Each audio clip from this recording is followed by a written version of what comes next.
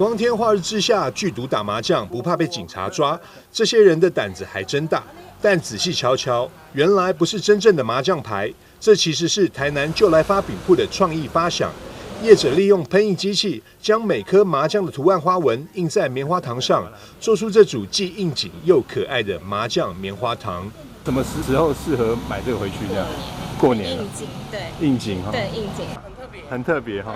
为什么？是第一次看到。那什么时候适合来买这个回家？过年的时候。过年哈。对啊。因为过年的时候，大家都会来应景一下，玩一下麻将嘛。对。对啊，所以我觉得像这样的话就可以。大人打麻将，对，然后小孩干嘛？小孩就可以吃，在一边吃啊。那我们在过年的时候啊，除了大人啊，在我们的桌上啊摸个8圈，小孩子家人一起团圆、和乐融融的时候啊，小孩子在一旁啊，也可以吃的这样子可以食用的麻将，然后也增加家人之间啊团聚的一个情感。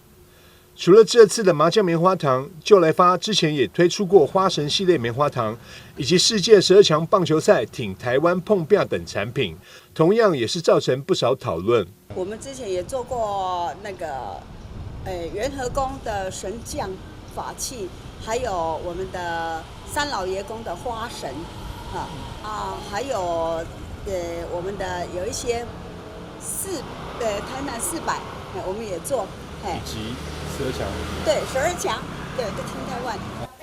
就来发的面点糕饼用料实在，口味独特，深获在地消费者喜爱，也是许多国内外游客来到台南必买的伴手之一。